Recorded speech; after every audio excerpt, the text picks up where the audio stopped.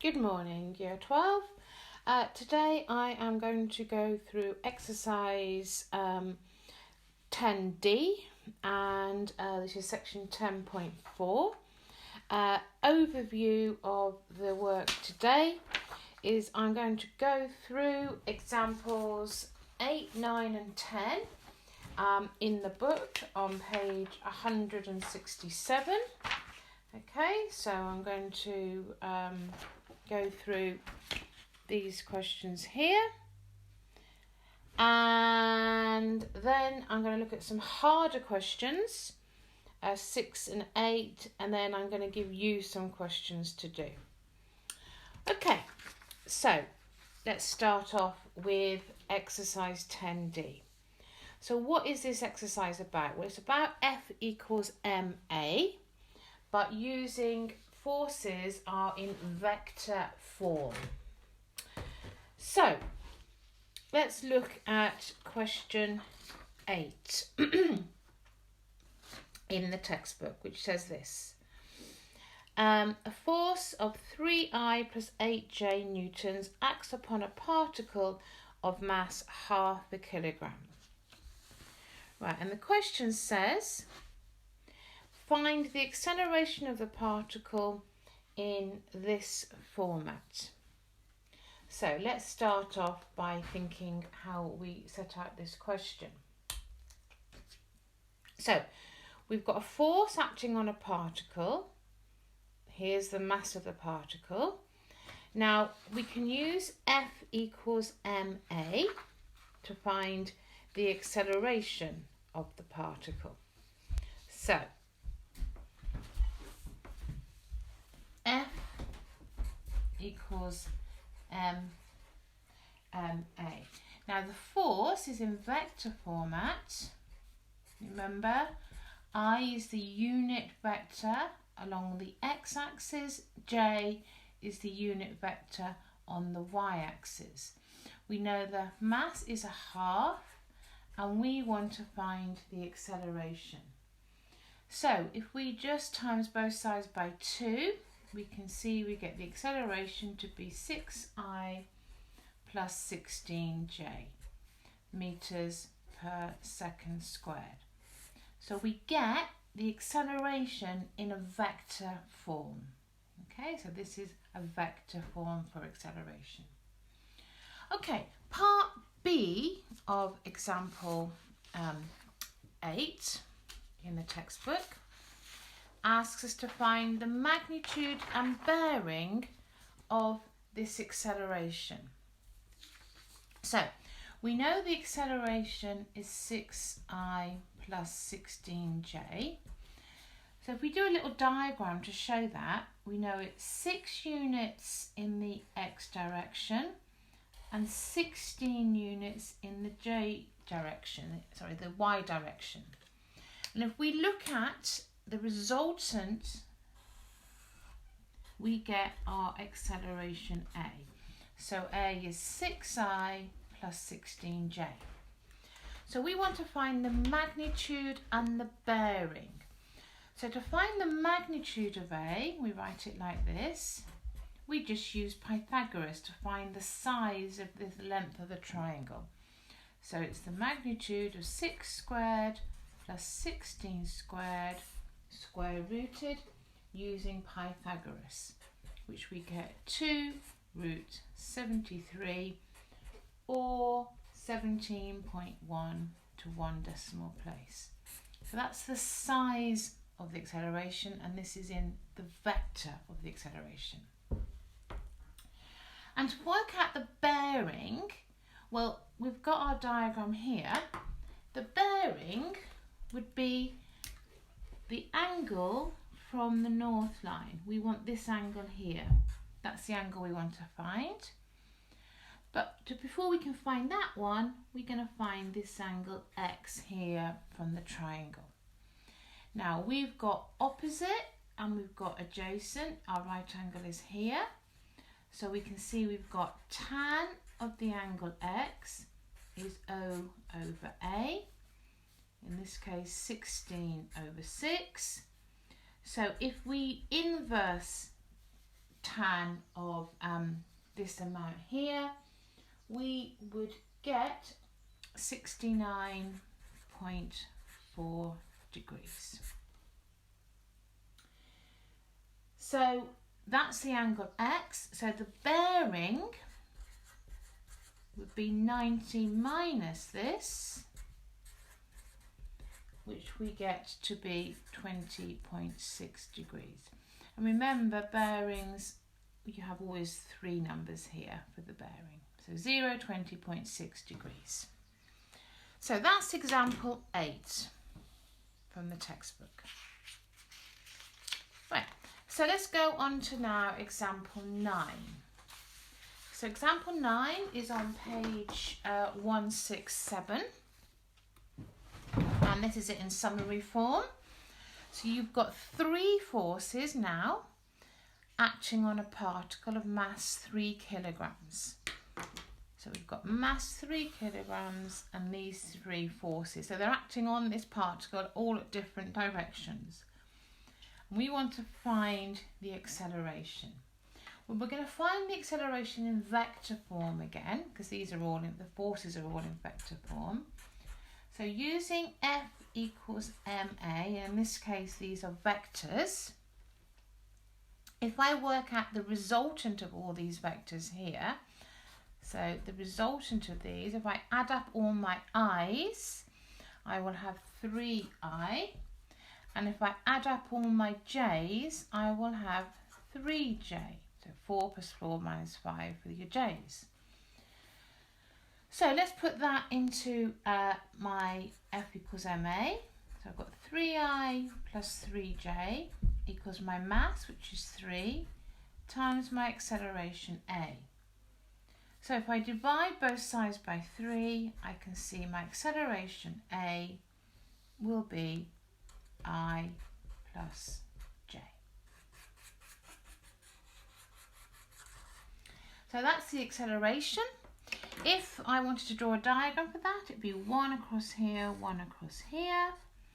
This is the resultant A, and I can see that the magnitude of A, just using Pythagoras, the magnitude of A is just the square root of 2, if it asked you to find that using Pythagoras, 1 squared plus 1 squared, because there's my right hand. Okay, that was question 9, example 9. Right, example 10 from the book. So you've got a boat, which is modelled as a particle. Its mass is 60 kilograms, sorry. You've got three forces acting on it. You've got your acceleration as a vector as well.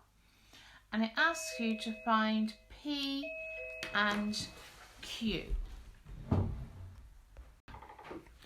So, if we look at the resultant of all these forces, so I've got this P and the Q I don't know, but if I add up all my I components, so I've got 80 plus 10P minus 75I, and if I add up my J components, 50 plus 20Q plus 100J. So this is my vector, my resultant vector. Let's just simplify my i's and simplify my j's. So this is my resultant vector here. Now, if I just, I need a bit more paper here. So, we're going to use F equals ma, where the force and acceleration are vectors. So my force is 5 plus 10p I, 150 plus 20qj, equals my mass, which I know is 60, times my acceleration vector, which is this. Now, if I compare my i's and j's, so this 5 plus 10p must be equal to 60 times 0.8, because those are my I components on the top. Similarly, if I compare my j components must be equal to 60 times negative 1.5, because this is my j's here. So my i's on both sides must be the same, and my j's on both sides must be the same. That's called comparing the coefficients of I and j. So from both of these, I can work out P and I can work out Q. So if I work out P from this equation, I get 4.3. If I work out Q from this equation, I get negative 12. So I've gone through the 3 examples in the book.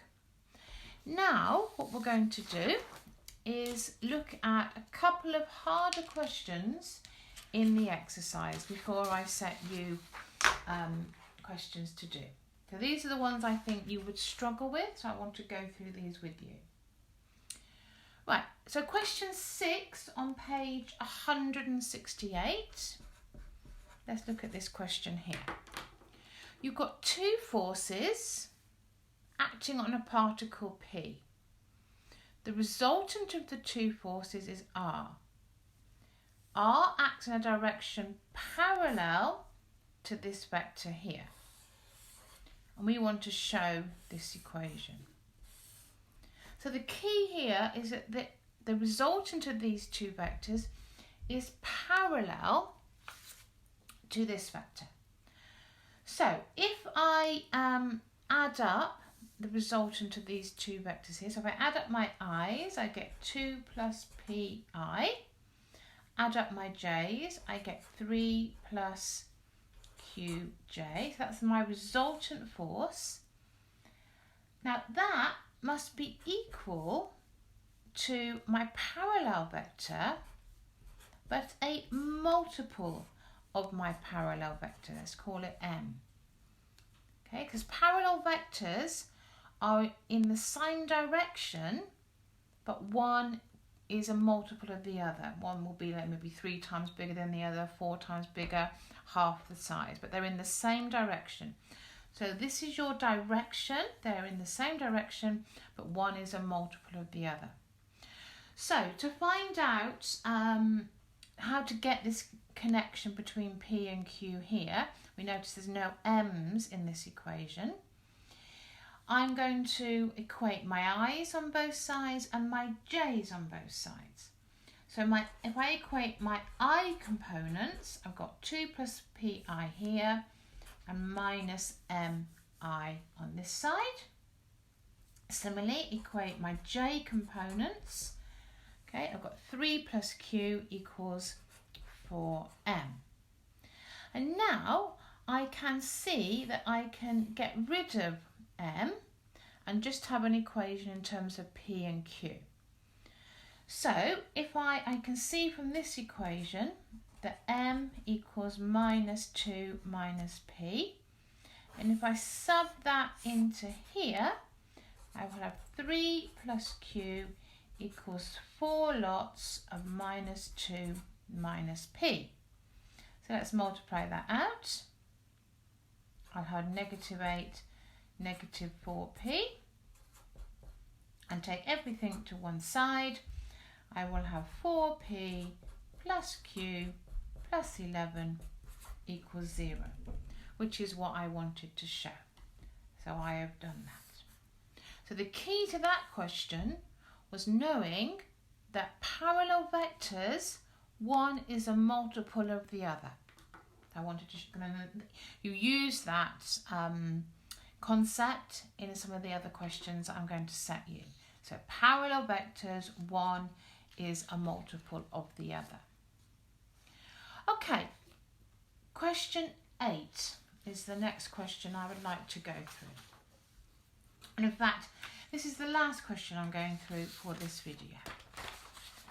So question 8 says you've got these 3 forces acting on a particle. The particle is in equilibrium, and the first thing it asks you to do is to find P and Q. So if it's in equilibrium, what does that mean? Well, that means that it's not moving. So my I and j components must be 0. So let's work out, let's put all my i's and j's here to find my resultant force vector. So let's put all my i's together. -3 plus 1 plus pi must that must be 0. And then my j's, 7 minus 1 plus q, so all my j's. So this resultant vector must be 0. Okay, so 0, 0, nothing I, nothing j. So if I equate the top equation to 0, so I've got -2 plus p equals 0, I can see p is 2. And this bottom equation, 8 plus q is 0, I can see q, sorry, not 8, 6, I can see q is -6. So I found my p and I found my q. Okay, next part of this question B. My force F2 is removed and the particle travels 12 meters in the first 10 seconds. Find the mass. So this looks like we're going to use a Suvat equation now because it's going to looking at distance and time. I need to work out the acceleration of my particle as well, and then I can work out mass. So let's see what we've got in Suvat. So S-U-V-A-T. Right, I'm told that the distance travelled is 12. I know it's in equilibrium at the beginning, so the velocity is 0. Final velocity isn't involved in the question. I'm going to find A, and I know that the distance travelled, is 10. The time it takes is 10 seconds. So, which equation do I use to work out A? So the equation that I use that does not involve V is this equation. So if I put everything into that equation, all of these numbers into here, I will get my acceleration in exact form to be 6/25 meters per second squared. So I've got my acceleration now, and I want to find my mass. Now, I've got my acceleration, but it's not in vector form. So when I go on to finding my mass, I need to use the magnitude of force, because this is the magnitude of acceleration here that I've got. Now, if we go back to what my force is, because F2 is removed, so I've only got F1 and F3. So let's find out the resultant of my force. This is in vector form. So I've got -3i plus 7j plus, well, p is 2i minus 6j. So let's put that together. I've got -i minus plus j. Now, I can't use the vector form because, as I said earlier, acceleration is now not a vector. So I've got to find now the magnitude of my acceleration of my force. So the vector is -1 plus 1. So -1 plus 1. So it's going this way. So there's F. So what's the magnitude of F? Well, it will be the square root of 2 using Pythagoras in this triangle. So let's go back to F equals ma now. So my force is √2. That's my F1 and my F3 added together. The mass I want to find, and the acceleration I found earlier. So if I rearrange this, I will get 25 √2 over 6 for my mass. And that would be in kilograms, and that's in exact form. So that's the end of my answer. Okay, so we've gone through everything I wanted to do, just to recap. And I would like you now, the work I'd like you to do is, I put it on Show My Homework, but it's here just to summarise. You're going to do exercise 10D, apologies. Exercise 10D on page 167. And I'd like you to do these 6 questions, please. Now, if you struggle with any of those, after you've looked at the work solutions, you still don't understand, you must email me and let me know, and I will make videos on those questions. For those of you who really want to stretch yourself, I'd like to see question 10 and the challenge question. That's optional extra work. Thank you for listening.